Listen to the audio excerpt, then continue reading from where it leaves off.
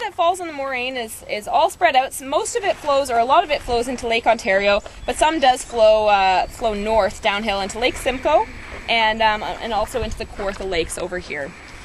So it's a big, basically a big bump, you can think of it, that moves all our water.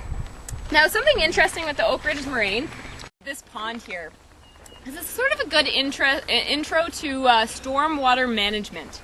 So what this is here is it's a stormwater pond. So it's not necessarily a natural pond. This wouldn't have been here maybe before people came and moved here. Now the reason we have stormwater ponds is because if you take a look right behind it there, you can see all those houses.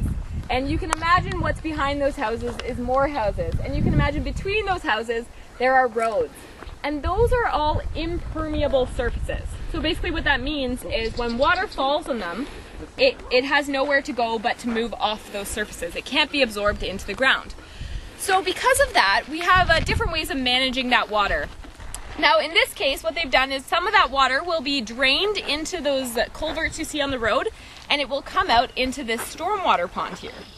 So it's a very good way of managing the water, because when it comes into this pond, it gives that water a chance to slowly infiltrate into the ground, where it can then be filtered and go back into our watersheds or our water systems.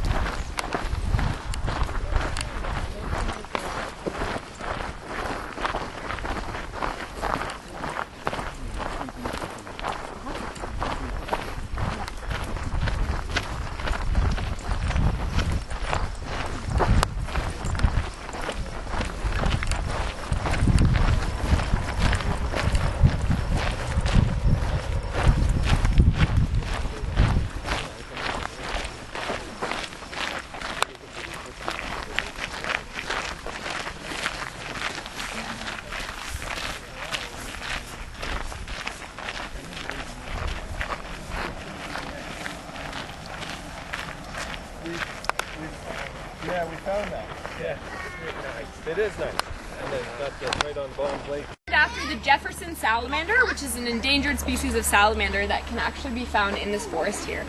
Now, we also consider it, with Toronto Region Conservation, we consider it, yeah, you can come on closer so you can see. We consider it part of our, what we call our Oak Ridges Moraine Corridor Park. And the word corridor is very important because, as you can see on this map, maybe I'll just pass it around here. We're drinking from one of these for the first time in my life at my cottage a few weeks ago. So it was kind of funny because they sort of came under and lifted it a little bit. It's a light flower. But it was pretty to see. I didn't get a picture, but down anywhere from 150 to 100 years ago in this area, which is why you rarely see such big, large white pine trees. Pines like this one here. It's dead. That one's dead. That's a red pine? It's dead. That one's dead? Oh, I know. So if you look up and... that one's alive, right beside it. Where? Behind it's got some, around there's a few. Right here. Right. Oh, right, this one here. Yeah, and the one behind. behind. So this one's not quite as big, unfortunately, but yeah, you can see the size. They're one of my favorite kinds of trees. Now the reason, another reason we wanted to stop here is just to point out this little trail here, this mountain biking trail. So people do often mountain bike through these forests, and it's great to get outdoors and bike. It's okay, you can leave it on the ground. Trails that divert through is it actually fragments up this habitat.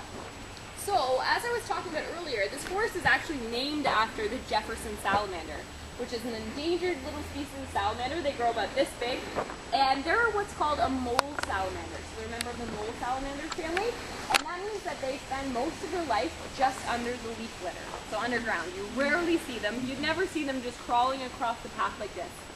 And as much as this path just looks like a small path here, that's enough to prevent that salamander from going where he wants to go. As he comes out from the leaf litter and comes across an area where he can't go under the ground, he's going to choose not to pass there because otherwise he's completely open to things like birds and other predators coming to eat him. And so as much as mountain biking is great to come out to an area like this and get outdoors and be active, we do recommend most of the time it's best to stick on the set trails because it'll help prevent that erosion and also help prevent damaging the habitat for the wildlife. I know it was a pretty quick hike in and out, but we really just wanted to introduce the public to this trail here. It's a really beautiful forest back in there. You are more than welcome to come here anytime you want and bring your dog if you've got one. Come for a walk and you can do the whole trail. That trail continues on for another, basically like another 5 kilometers. It goes all the way up to Swan Lake, which is one of the kettle lakes in the area.